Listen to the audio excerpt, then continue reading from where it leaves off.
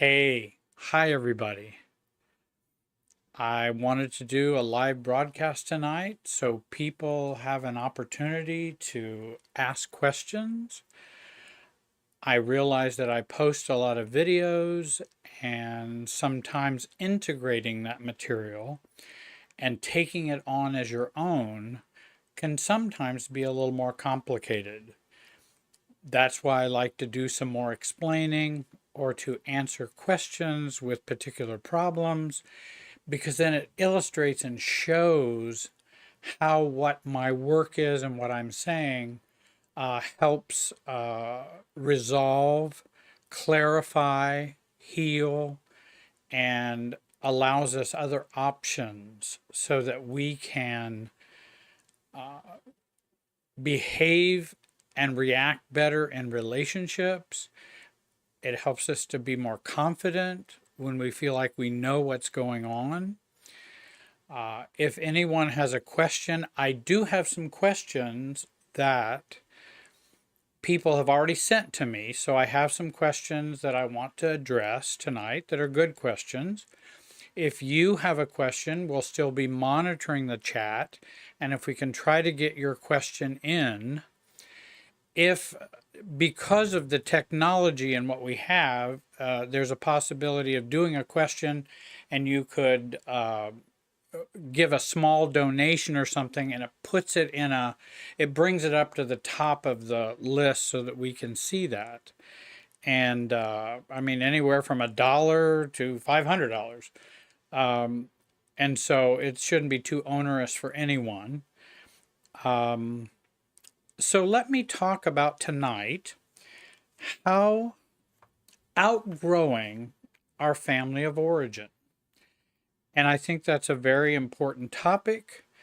I do want to share with you, I've got a workshop coming up that I would go to the website, my website, Jerry Wise Relationship Systems, and you could sign up for that workshop. That is an experiential, integrating workshop of what you've been learning on the videos and from me, and how to apply that to your life in a small group setting. And you can see that information on the website. So let me begin by talking about a question, and I get this question often. So many times these questions may come from someone, but it's been a question that a lot of people have on their mind. For example, Jerry, how do I get my family of origin out of me? What are the steps, or are there steps to doing that? And a lot of people ask me about steps. And there's nothing wrong with asking that question. It's a good question, a reasonable question. And I even remember asking that question. I remember a professor who was systems oriented when I was in seminary. And he was a really good professor and began to help me learn about family systems. And because I knew he had an understanding that I didn't find that with other professors, I didn't find that with other counselors. I said, how does he know what he knows? Why is he just clear and kind of, calm and mature? And, did he just get born that way? Or did he learn to be that way? Come to find out later, he had a dysfunctional family and he learned to be that way. Well, I want to know, what are the steps to learning that? And, what are the steps to getting the family of origin out of me? And I think, I don't know if there's so much steps because we all start at a different place and we all have our own unique issues. Some things are common among families and then they get shaped into unique or individual problems that we might have. And when I think about getting the family of origin out of me, or when I think about helping someone get the family of origin out of them, I think about we've got that unconscious work that we need to do. And that's, of course, all the things from the past that impact me today. The past is still present. And that's what I mean. The family of origin is still in me because the past is still present. And so the unconscious work is very important. And there are ways that we can unearth that unconscious information. In fact, I can give you an example.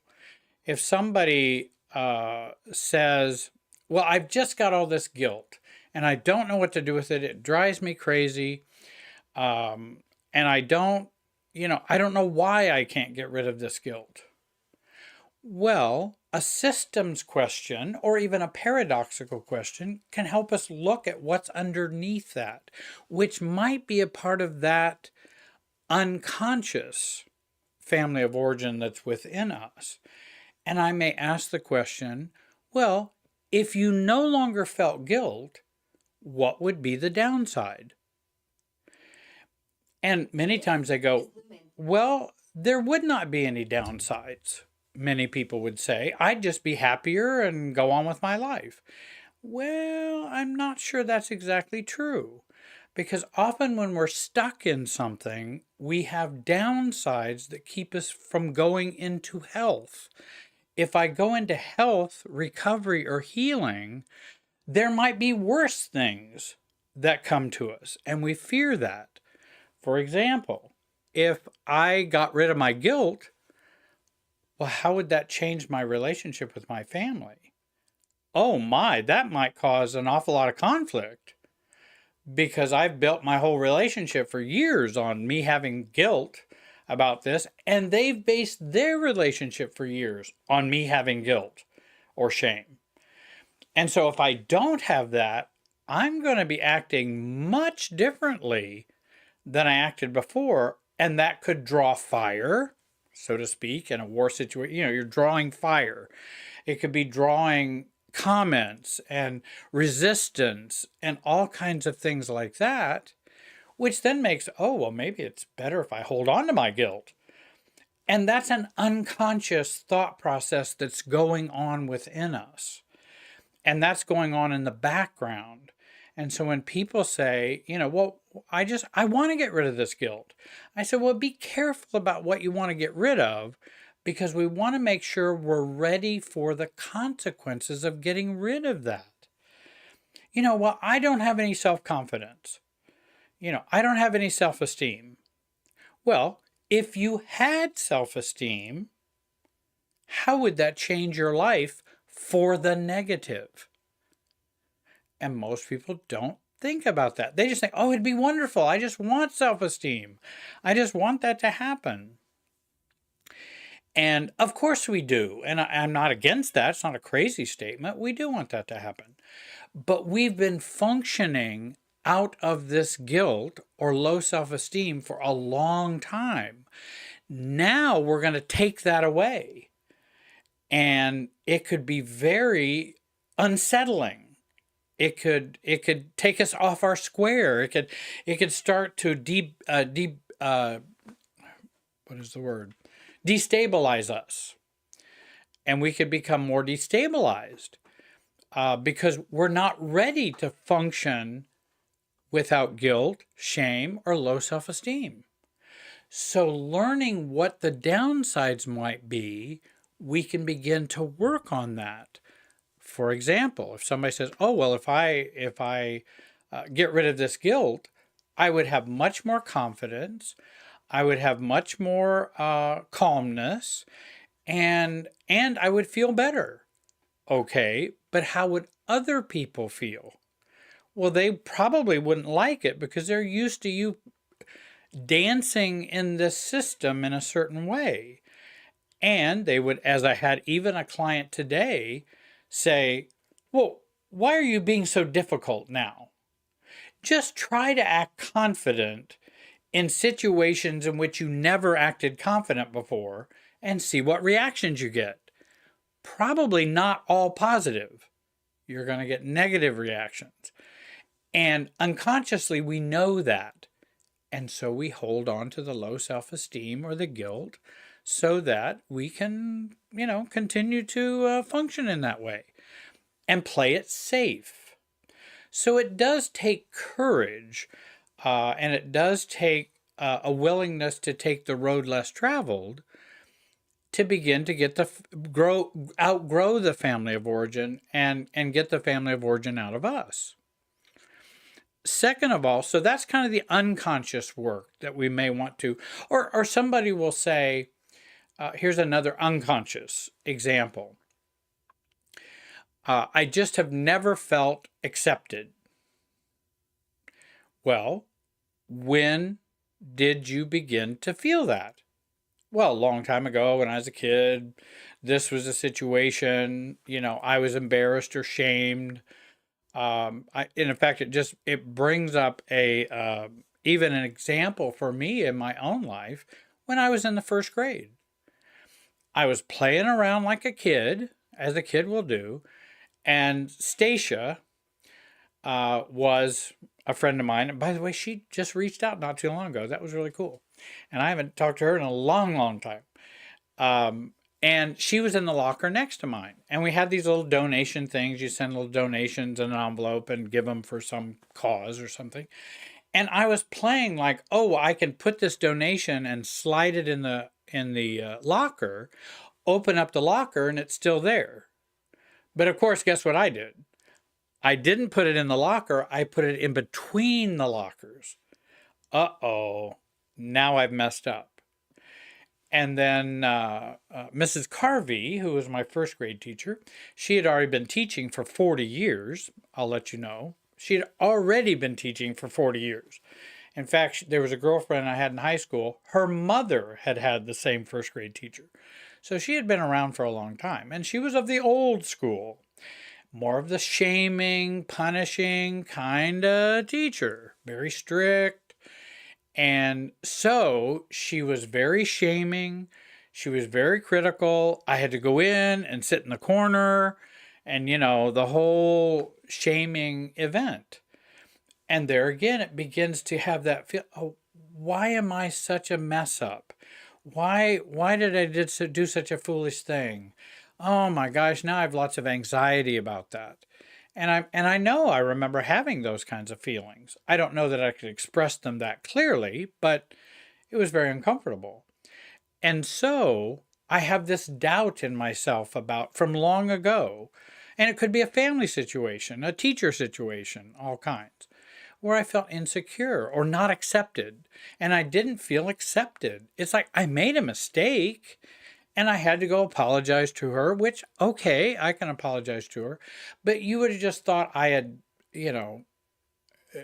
just caused Hiroshima or something, which is horrible.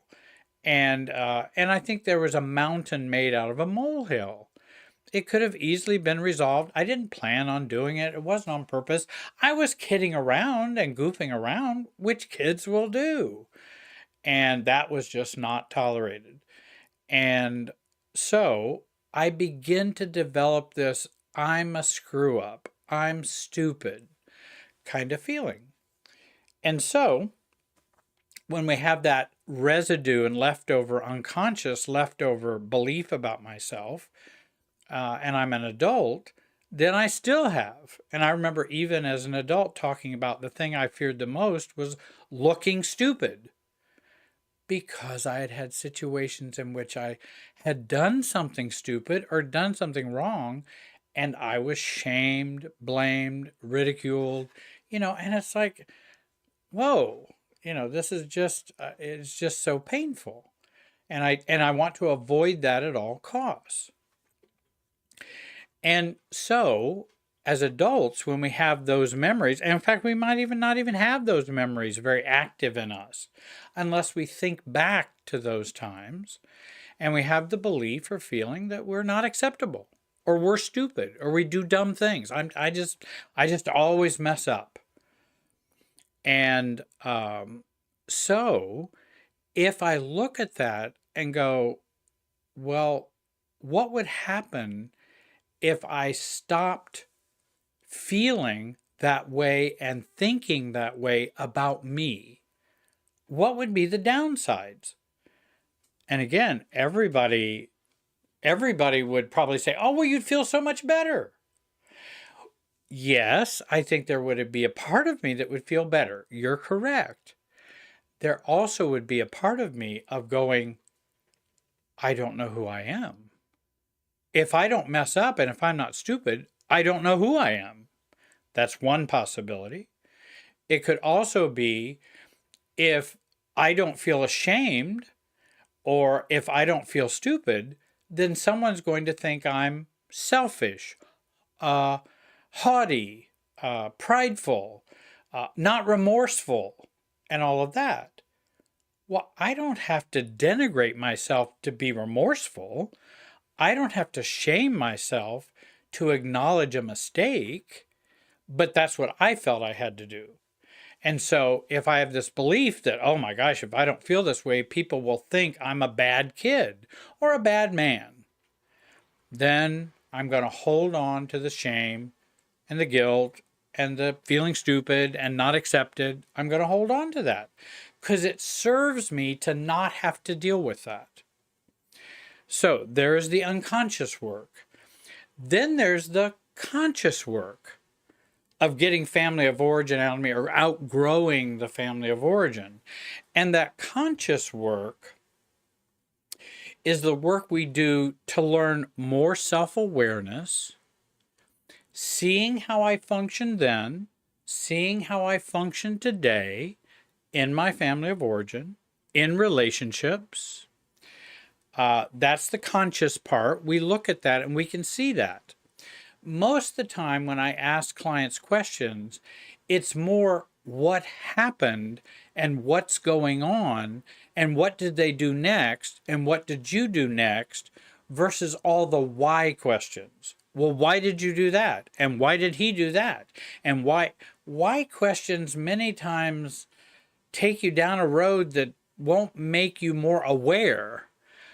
You'll just end up being more analyzing or psychoanalytic or Freudian, and there was benefits of that and that theory. But I'm not sure it really tells me as much as me seeing when that happens, this happens, when that happens, this happens, when that happens, I do this and I feel this way, and when I do this and I feel this way, they do this and they do that, they feel that way. Now I'm learning a lot more about how I'm functioning. And that's what's important because then I can begin to self-supervise, therapize myself. I can begin to learn, oh, well, wait a minute, I see what's going on. Now I have some other options that I might be able to take. So self-awareness is a part of doing the conscious work. Self-definition, and taking even the thoughts about, okay, I really think I'm stupid or not acceptable or unworthy. Well, do you believe that you are unworthy and are unacceptable? By the way, I didn't say, did you feel that way? I said, do you think that way? Or I meant to say, do you think that way? So that we begin to look at the cognitive side of it. And that, wait a minute, that's not one of my values, that I don't treat other people as unacceptable or unworthy, or I don't think of them in those terms, but somehow it's okay if I think about it in those terms for me. Well, that's not fair. That's not a good logical thing to do. You can still have those feelings, but you can begin to identify your own beliefs and your own definition. And I think also coming to the place of, if I can't say, I believe I am worthy, or if I can't say, I really do love myself. If you can't say that, you don't deserve to be shamed or guilted about that. What I suggest people is turn that into, I'm not ready to love myself yet. I'm not ready to view myself as acceptable or worthy. And I continue to love myself even though I'm not ready. Well, heavens, you may have been thinking that way for 45 years. Do you think it's all just going to change overnight? So we have to give ourselves some grace and give ourselves time and it's okay. And so when I start to feel unworthy, instead of going, oh, there I go again, feeling those crazy feelings again. And those are so bad. I don't know why I just can't grow up. I don't know why I just can't let those go. Well, we can go to, it's okay, Jerry. You're not ready to let go of those feelings yet. You are still loved, and I'm going to still love you. And maybe, again, when you were growing up, there was no one saying those things to you when you were growing up, like in dysfunctional families. There's nobody saying that. So now we have to take over that parenting, that reparenting of ourselves. And so there's self-awareness, self-definition, and then there's self-regulation. You know, somebody's anxious over here, does this over here, pings that person over there, pings them over there, and then pings you. Now I have an opportunity to regulate myself differently. Hey, wait a minute. I'm not going to choose that anxiety at that point. Like maybe it's an emotional triangle. And I will say, instead of going, oh yeah, you're right. I agree with you. I think they're awful. Because I'm dealing with my own anxiety. I don't want you to not like me. Excuse me. I don't want you to not like me. I want us to be one and to be fused. And so I'll go, oh yeah, she's terrible. Versus, wait a minute, I can function differently. Even if I feel anxious, I can function differently. And so what I may do is then be able to say to them, hey, it sounds like you've got some concerns or upsetness with her. Why don't you go talk to her? You know, that'd be a good thing to share with her. And point them to the person rather than you colluding against the person. Because that's only going to keep your anxiety up and cause more problems when we have triangles like that. Also, in getting the family of origin out of me or outgrowing our family of origin, we do want to learn systems thinking. And there are things we can do to learn systems thinking. I just saw one of my books. I've got several. And I was going to show this one to you. If You Met My Family, You'd Understand, by Jack Shimada.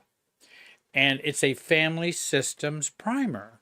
Very small book, but what it does is it helps you understand systems dynamics within a family.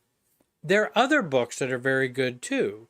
And certainly you can write to me and I can send you a listing of resources, or more easily, you can go to the website and I have the resources on my website of good books to read about family systems. There are a few authors out there who do a very good job with that. And then, of course, lastly, doing that inner child work, the reparenting work, those are things that help us get the family of origin out of us. So those are some of the steps. But it's not an easy A, B, C, D, E, and then you're all done. I wish that was the case. I'm not good with quick fixes. I did quick fixes for many years and they didn't work. So now I want to look at the deeper fixes and the fixes that zoom out rather than just a quick fix. Alia writes a question. What if I don't want anything to do with my family?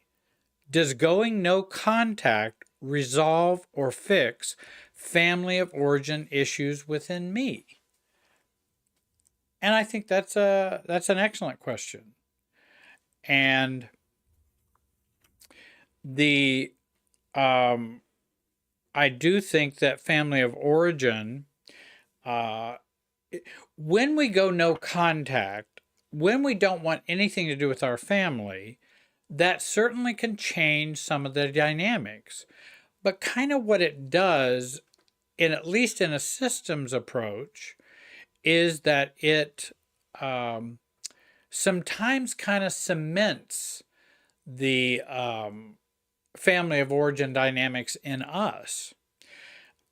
Because if we cut off or do things like that, then it kind of cements those within us.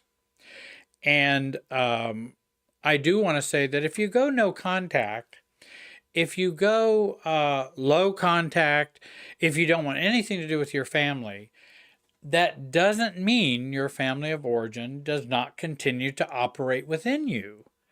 And so that's why I tell people, yes, you can go no contact. Of course, everyone has that right. There is no law that says you have to interact with your family of origin. That's not criminal if you don't do that. But what I say is that the work is still there to be done. If the family is very, very toxic, it may be a better solution. But it doesn't mean that the family of origin is still not at work in me. And so I'm just saying that has a limited effect when we go no contact. For some people, it's a life-saving effect, and I understand that. But it doesn't mean they're still not that part of us. I think it's no different than if someone is in a marriage and they're abused. To get out of an abusive marriage is important, and to save oneself from an abusive relationship is critical. But I think once you're done, once you're out of that marriage, it doesn't mean your work's done. And that's why I like to say we want to continue on with that work so that we can become not just safe, but safe and mature. And I think that's very important, being safe and mature.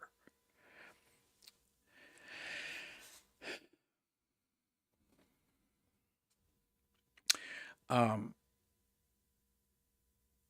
don't know. There's a question someone had. Hand escaping? I don't know what that is.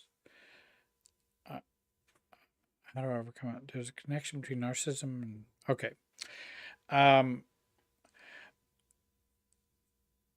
How do I accept, here's another question, the strained relationship between my husband and my parents? He's been feeling ignored and not part of the family, and it hurts us both. Besides letting go of my fantasy, what can I do? Well, I think letting go of the fantasy is very important, and that in terms of accepting the strained relationship is very important also. We can't control other people. We can't control other people's relationship with their family, whether it be your husband. Between my husband and my parents, I'm sorry, that was my parents. I thought it was his parents. He's been feeling ignored and not part of the family. Well, and I think what I always think of is I always want to choose a spouse over parents. If you have a relationship, spouses come first. And that's very important. And if he doesn't feel part of the family, and maybe there are reasons why they're strained, and it could be a long history, I'm not sure, that if he's feeling ignored, then again, the issue is, if he is ignored, what issue does that trigger in him, for example? I mean, maybe they're just people who want to ignore him. I mean, if someone wants to ignore me, I can't make them not ignore me. And if they don't want to work out their relationship, then that's up to them. I think I'd also say, hey, honey, to the husband, I have shared my concerns with my parents about what's going on between you and them.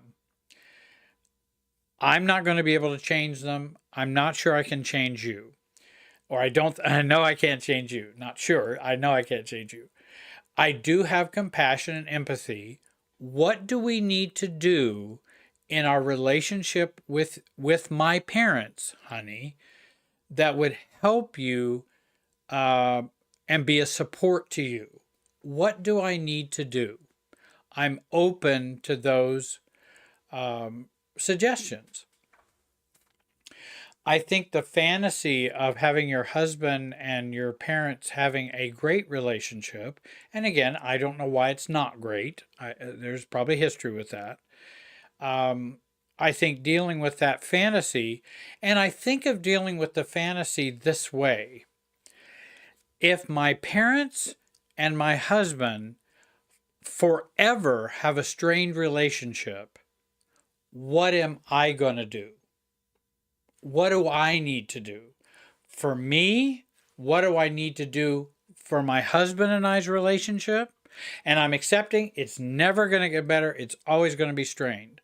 What do I need to do as a result of that? Because then that's living and behaving in a way that's not fantasy oriented.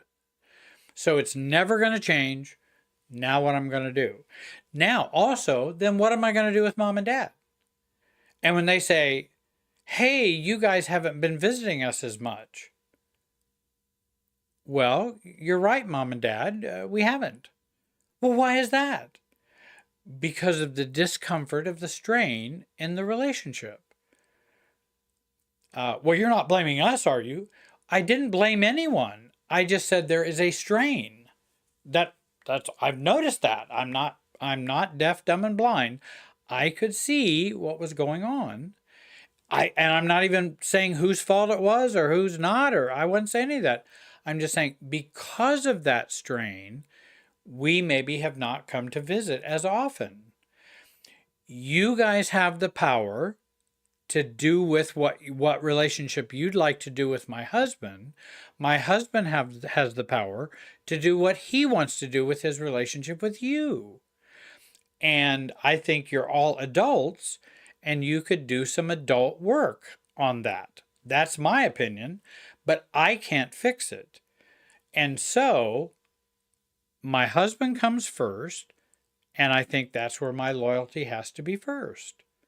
But I love you guys. You will always be my parents. I will love you, but I'm not married to you. I'm married to him and always will be. So that's my first relationship.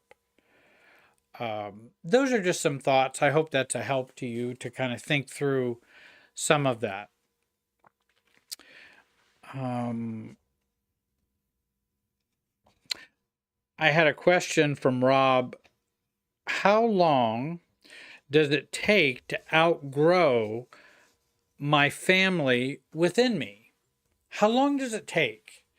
And I've had people ask me, well, how long does it take to be self-differentiated? Well, that's like someone asking me, how long will it take for me to be mature?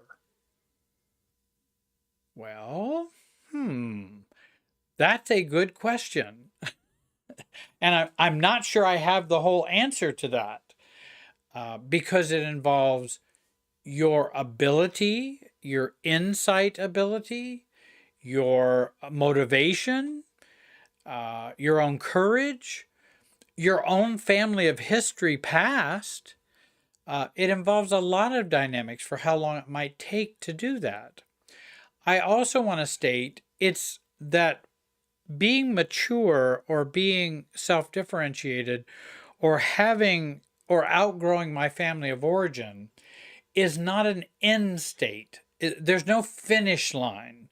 Well, the only finish line I know is that we would pass away. That's probably the finish line. I don't know what we do after that, but there's at least a change at that point. And so I don't know whether that would take 6 months, 6 years, or 60 years. It depends on what you're able and willing to do. Now, I found in my own growth, but again, I'm not everybody, I'm me. So everybody's unique. But I do know that after some months of work, learning, systems work, thinking, looking differently at my family, that I began to find myself having more relief, more freedom, more liberation, more of a sense of self, but not a perfect sense of self, not a perfect liberation. But I began to see things change. I've even found that even in one session with someone, they could make some significant changes even within one session. I'm not guaranteeing that. I can't, but I'm saying someone may be so ready that if you put the right template on there for them, they just go boom and it just explodes. And self-differentiation maturity is an experiential experience. I'm being redundant, I suppose, but it is experiential. And how fast you experience things is what might determine how much you would, how quickly you would grow in that. But I have seen a lot of people, my own growth has been, hey, there will be some big spurts. And man, I just am not the same person I was, to where now I'm kind of doing the day-to-day work of maintaining my sense of self. And that takes the day-to-day work. But there are other times I do leaps or bounds. And there are times it even feels like, have I gone backwards? And we can feel like we go backwards. But even when I work with clients and they say, I think I've just gone backwards, I'm going, oh, let's talk about that some more. Let's talk about how you were doing before.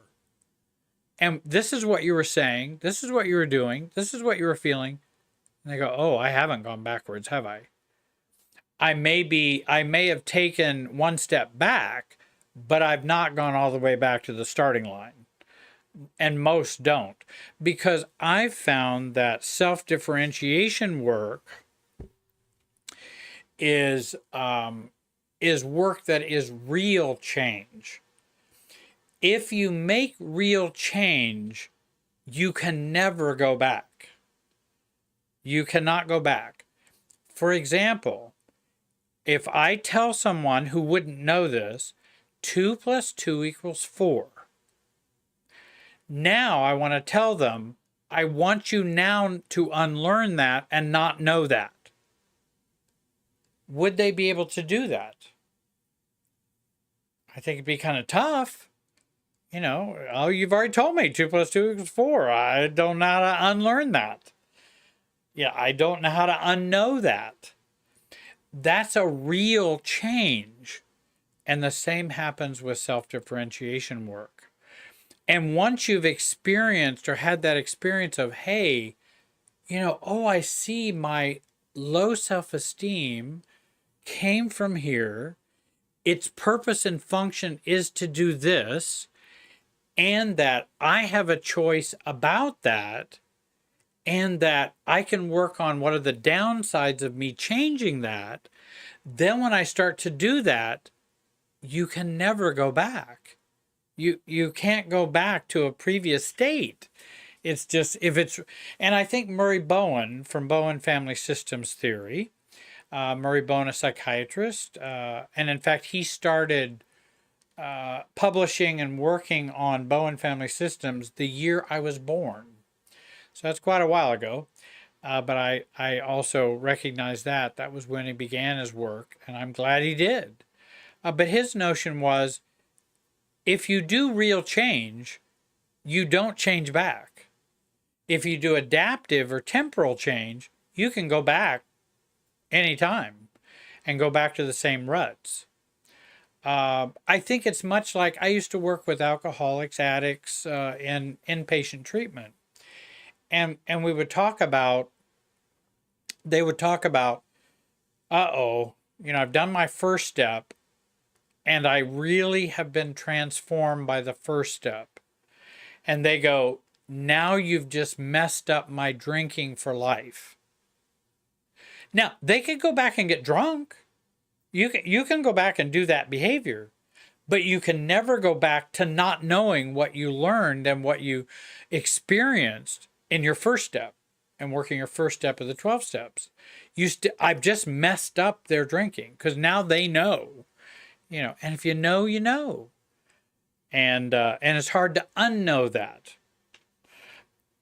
But that doesn't mean we can't will ourselves to do bad behavior or to act out. We certainly can. But it's hard to change what you really know. Let me check here. We got another question.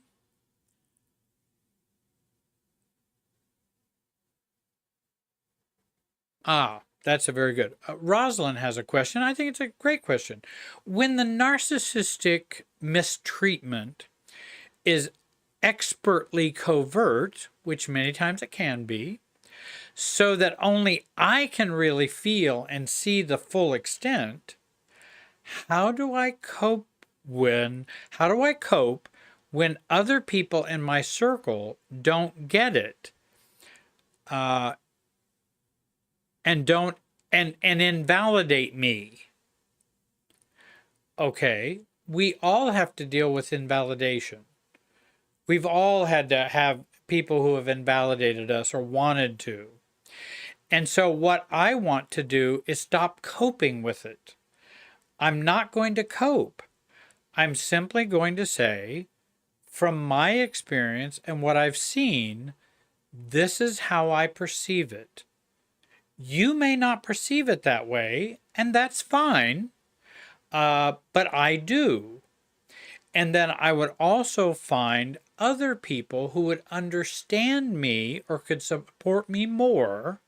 I don't have to reject the friends who don't understand or don't know. I think many times, if you, whether it be in alcoholic families, narcissistic families, out in the community, everybody sees them as a saint or wonderful. Well, that isn't exactly how they behave at home. And you know that. And so when you go out and talk to people, they're, oh, your father is just so wonderful. He's just such a great man. And, and all of this.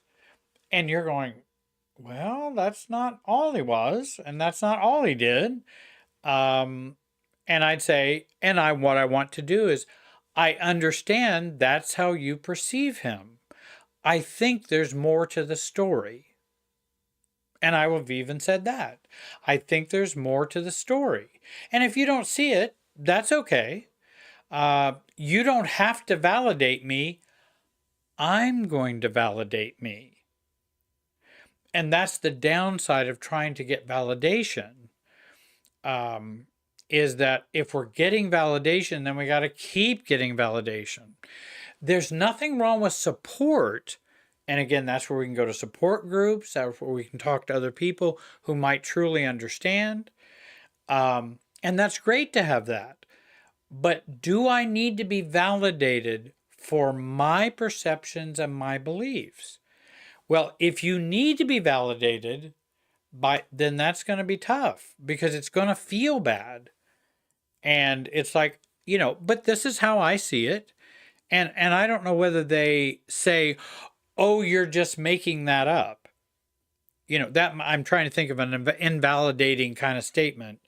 When the covert narcissist is treating people badly or you badly, and they'll say, oh, you're just making that up.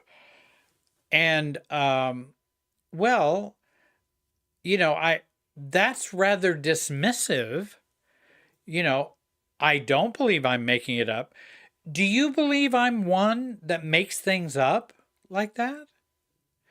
I can remember being in the church and being confronted about how I had treated a couple badly in the church. And this was by friends, and they thought I was doing that. But there was some of this covert kind of narcissism going on. And I saw it, but they didn't see it. And so they come to you, why do you treat them that way? Hey, do you think I treat them that way? I've known you for 15 years. Is that me? Really? Well, no, it hasn't been you, Jerry. I want you to think about that when it comes to this issue and when it comes to them. Because that's not my MO. Now, if you want to believe it, you're free to believe it. Just like when someone wants to invalidate you, Rosalind, for them not seeing the covert mistreatment. When they don't see it, then you can say, it's okay if you don't see it that way and you don't see it the way I see it. But I am concerned you are believing that to your own peril. Because, but you're right. I mean, you can say, oh, no, no, no, they're not doing that. You're just oversensitive. You're just over whatever. Well, I I understand how you would think that way, but that's not how I see it.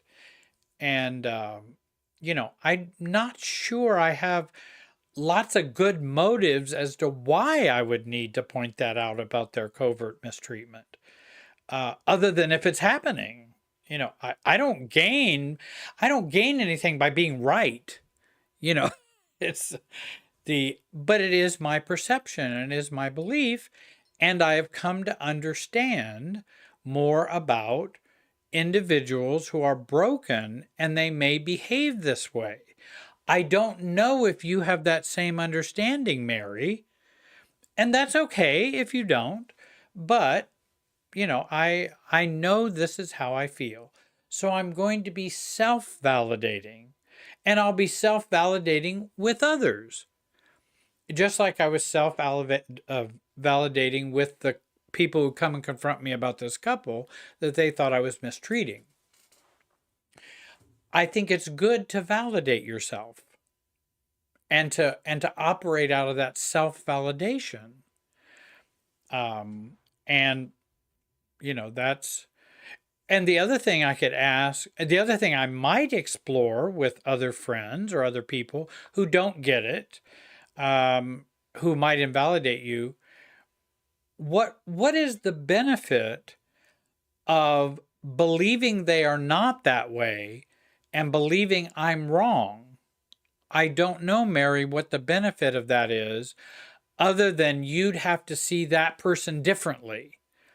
I mean, that's what I'm guessing. You'd have to view them differently, but I'm not really sure. Maybe sometime, Mary, you can let me know why it's important that they're right and I'm seeing it wrongly. I don't know. And maybe we can talk about that sometime. I have another question, and thank you very much for your questions. I do want to mention that, again, the workshop is coming up in August. I hope you'll sign up for the workshop and get some individual work with me in a small group for a month. And I really think that could help a lot of people integrate their work into their own work and life and family of origin issues. Should spouses come first if they are narcissistic? They could be trying to isolate you in order to control you. This is Ian DeCosta or something. I don't quite have the name. Sorry for the mispronunciation. That's an excellent question. Should we put narcissistic spouses first? I always tell people, normal rules do not work for narcissistic relationships. So we all bets are off when we have a narcissist in the picture. Because, I think even, and here's a classic one, though I interpret this passage much different than what a lot of people might. Honor your father and your mother. Well, if fathers and mothers are both narcissists, do all the rules apply? Honor your father and your mother. Well, how would you do that? How do you do that with narcissistic parents? And so, what's the appropriate or right way to do that? Does that mean you just are a doormat and they just walk over you and now you're honoring them? Does that mean you go over and spend weeks and hours upon hours listening to them demean you, abuse you, and everything else, and that's honoring them? I mean, no. When it comes to narcissism, different rules apply. And I have a whole video on, don't apply normal rules to abnormal relationships. And I have a video on that topic, and I would recommend you take a look at that, because that's going to mess you up even more. And the narcissist will bank on and will plan on you following the conventional wisdom, the normal rules. Well, you're supposed to love your mother and father. They will bank on all of that so they don't have to change. And that's not appropriate. That's the, would, in a very graphic sense, which is wrong, but would you apply all of the rules of friendship and relationship to Joseph Stalin? Well, you probably wouldn't. I would hope not. Madman, crazy, monster, in all kinds of ways. War criminal, etc. And I would hope you would not go, oh, well, I need to be respectful, and I need to be loving, and I need to be accepting, and that's all for normal or near normal relationships. That's what all that's for. When you start adding narcissism, bets are off. And I think you're right. With a narcissistic spouse, then it becomes more complicated. Now, I do think you have shared life with them, that's for sure. But a narcissist does not come to a marriage with an equal contract. So I want to mention that. A narcissist doesn't come to a marriage with a mutual or equal contract. And so when you talk about, well, should a narcissistic parent be, or husband be first? Well, now we're talking about a marriage that's not mutual. It's not mutually adult. It's not mutually mature. And so it's hard to apply those rules that way. Thank you for the question. I appreciate it.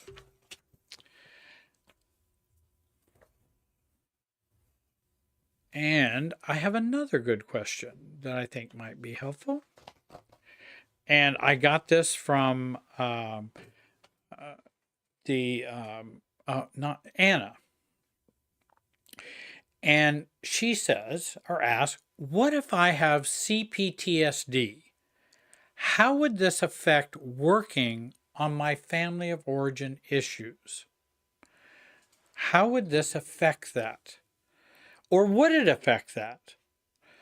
And PTSD, post-traumatic stress syndrome, and CPTSD, complex post-traumatic stress syndrome, or chronic post-traumatic stress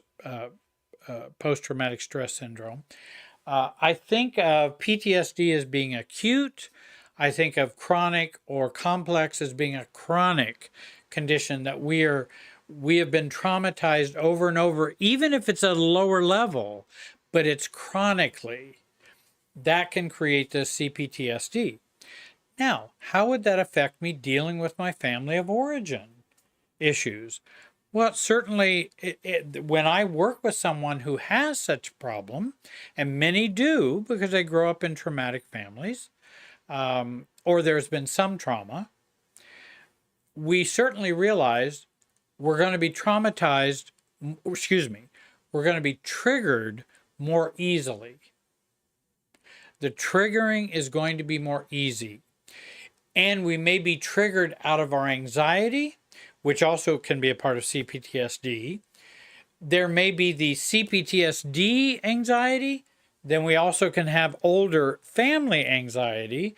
Then we can have actual anxiety about real situations. So there's different types of anxiety. And I realize that you're going to be more likely to be more triggered. So we would need to go slower. I like people to go slower if they have CPTSD. You don't want to get ahead of yourself. Adult children of narcissists, adult children of alcoholics, adult children of abuse, we all tend to go too fast. And then we overwhelm ourselves. We want to go slow, and particularly if you have CPTSD. Go slow. Work with someone, a counselor, a coach, therapist, psychologist who would work with you, who will go slow with you. Find a guide. You want to be able to find a guide that can help you in that process. Strengthen your, and then I think this is key, strengthen your relationship with yourself first. If you have CPTSD or PTSD and you're trying to do family of origin work, work on strengthening the bond and the relationship with you first. Because I think what happens if we don't do that, then we'll become more fragmented, we'll become more disjointed, and we don't want more of that. We might even be more dissociative. So we want to connect with ourselves very strongly. And that can be done through inner bonding, working on self-awareness, self-trust, self-care, self-love, inner child work that is done slowly to begin to connect with ourselves. And I think doing this kind of work can help you bring the anxiety down and help relieve some of the underlying dynamics of the CPTSD. In other words, if we have PTSD or CPTSD, do you think we might have trouble trusting other people? And I think many would answer, and excuse me while I take a drink. I think many would answer, well, yeah, we could have trouble with trust and trusting other people. We've been traumatized. Do you know what else we've lost? When we get traumatized, we lose trust for other people. Do you know who else's trust we lose? Ourselves. We lose our own trust and being able to trust ourselves because we couldn't take care of ourselves then. And so we have a split between us and us. And so working on that process of regaining that trust for myself can help me begin to do the work on family of origin and begin to bring down the anxiety, tension, stress of PTSD or CPTSD. There are also some good workbooks on CPTSD. You might take a look at those too. And I often have people do that along with their family of origin work. And I know I have lots of clients who struggle with that, and they're able to, put their feelings into words, put their experiences into words. So, and that's very important for healing and with CPTSD, and how they're feeling and what's going on and what are their triggers and talking about their anxiety. And again, that's a part of bonding with yourself. We need to be able to bond with ourselves. And if we can do that more, we'll probably have less effect of the CPTSD. And even, and I think of others, they do body work that, we want to be connected to our bodies. We want to be connected to our emotions, our thoughts, but we've gone through a trauma that has done a breaking between us and those experiences of ours, thinking, feeling, bodily sensations, and it has really fractured that. And so we want to work on bringing that together, and we also can work on our family of origin too, slowly and caringly.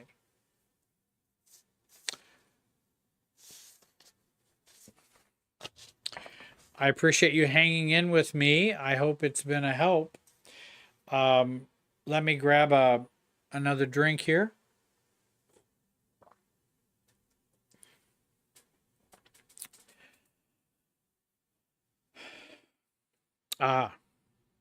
Purple skies. In fact, you're just talking about what I was just talking about. Does anyone else experience anxiety or panic attacks in the presence of their family? Or that one family member? it's like my body is fighting back. And I think that could be a combination of systems anxiety. In other words, that anxiety has been in the family that way for you to function that way, so you stay in your role in the family. It also can be CPTSD or PTSD, depending upon the what's going on in the family before. Purple skies, I would say a lot of people experience that. And in fact, not only do they experience that, then when they come home, they bring it home to their marriages, to their parenting, to their kids, to it's a hangover from the whole family of origin interaction. And I think that's where it would be important to begin to mature and to grow and to well, let me mention the panic attack. Certainly we can have those automatic panic attacks. I also think the anxiety we feel is also somewhat of a disconnection from ourselves. Can I trust myself, soothe myself, care about myself, hug myself, love myself, all those things, which brings anxiety down? If I don't do that well or do self-care well, I'm more vulnerable to panic and anxiety. Because not only do I feel unsafe in this environment, I'm not feeling unsafe. I'm not feeling safe with me. And feeling safe with you is very important to maturing, to self-awareness, self-definition, self-regulation, feeling okay with ourselves. And so in a situation like this, I would want to do work around helping you connect with you so that you are your own support and you're also your own personal, loving, nurturing parent and confidant as you go into these family dynamics or family gatherings or other family members. And also, there may have been some real reasons why panic attacks may happen. Maybe whenever you get with that sister or brother, it's always been World War III. I don't know. That could be a part of it as well. Thank you, Purple Skies. Great question. Alice, you have a great question too. Has anyone have gone no contact with their whole family from dysfunction and had a great life with your own family you created? And I mean, I can't speak for everybody on the broadcast, and I don't know what people have done. I can only tell you about folks that I have worked with. The I do know of people, certainly, who have gone no contact with their whole family. There were reasons for that, and I could go into all those reasons, but they're long stories. And when you say, and then connect, and then stay connected to their own family, and then everything is just wonderful. Well, I don't know that I've met anybody who just had dysfunctional family of origin and go no contact or not, and their life has just been a Disneyland. I mean, that's not, I don't find that to be the case. It's not just Disneyland for most of us. But what I have found is they have told me over and over, it was a great decision that I made. It was very hard, but it was a good decision I made. And that I'm able to focus on changing or showing up in my life the way I want to show up, which I seem to be unable to do, or they do not wish me to show up that way with them. And I can't change that. I cannot change that. And they demand I show up in a certain way as a certain type of person or a certain type of role. And I just can't do that. So I do feel happier not to have to do that. And I have made attempts, most of the time when people talk about, you just take the easy route. You just take the easy route and just go no contact. That's not an easy route. And many times people have tried multiple times to try to do things differently in their family. They've tried, giving in. They've tried going along. They've tried to be patient. They've tried everything they knew at the time. Now, I'm not saying there's not more they couldn't have tried, because maybe they do need more self-differentiation. And I always tell people, we need to work on deciding, does this require more self-differentiation, or does this require no contact? And let's make sure we think through that well before making that step. So I don't know of people who just went no contact and everything was happily ever after, but I have found people that has been a very rewarding thing to do. And then I've also found other people who have gone no contact, worked on themselves, and then re-engaged their family. Time had passed, and they were able to make some inroads into their family and find some allies. So everybody's family is different. Every situation is different. I hope, Alice, that's a help, and maybe somebody can comment on the chat and let you know what their experience was in doing that.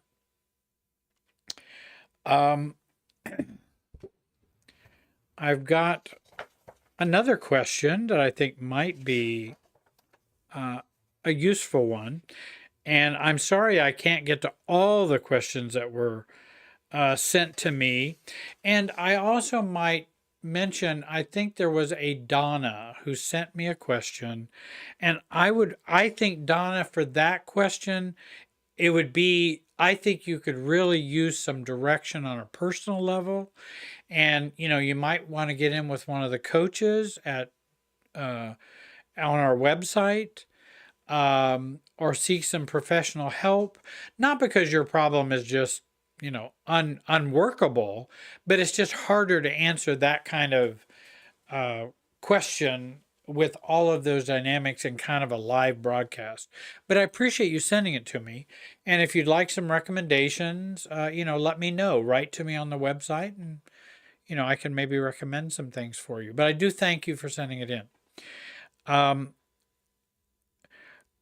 Jennifer asks, are there special no, this is Mark. I'm sorry. Mark asks, are there special tips on how to outgrow a dysfunctional religious family?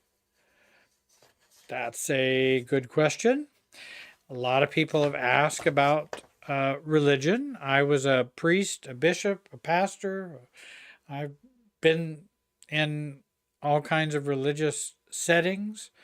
And I don't know everything there is to know about religion, or I have, studied psychology of religion and pastoral counseling. And so I've tried to educate myself about the dynamics of religion and the family.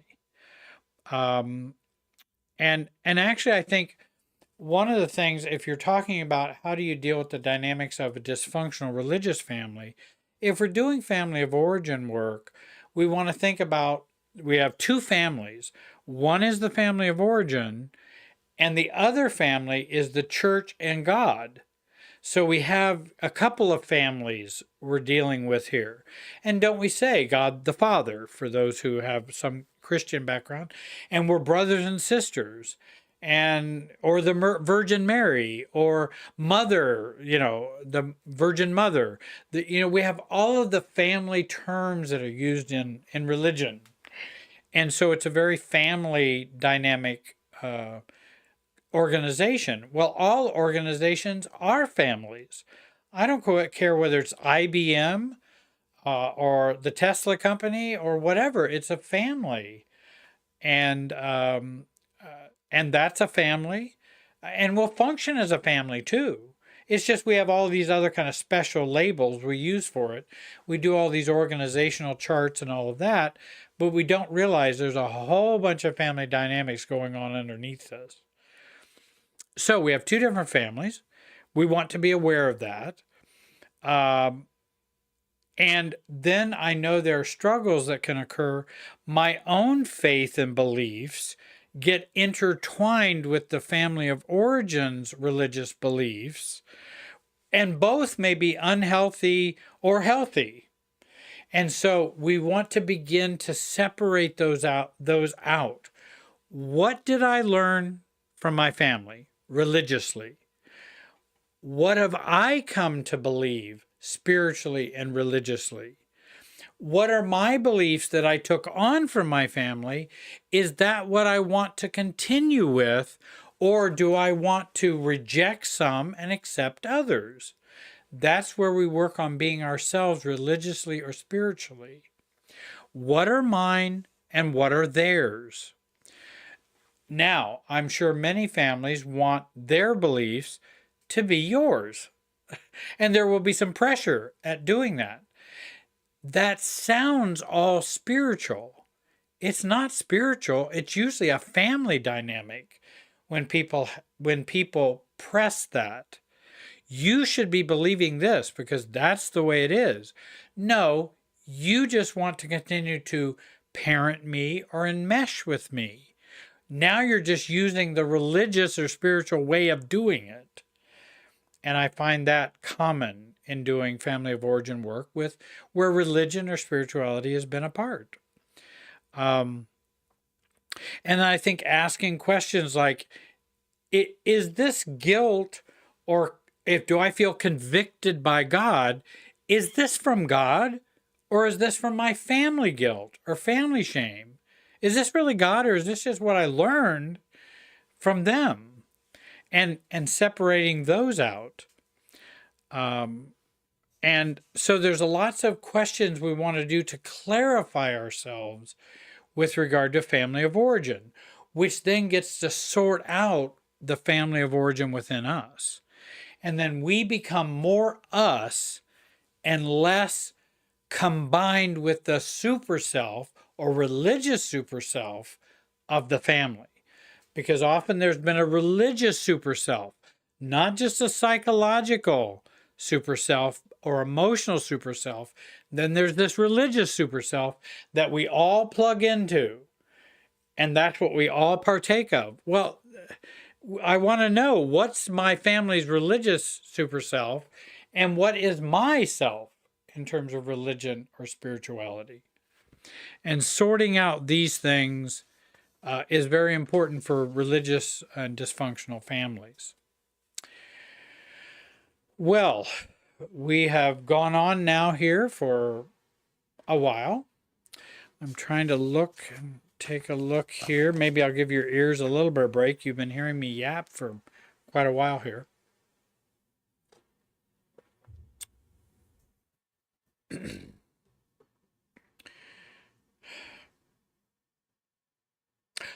I do have another question I would like to answer.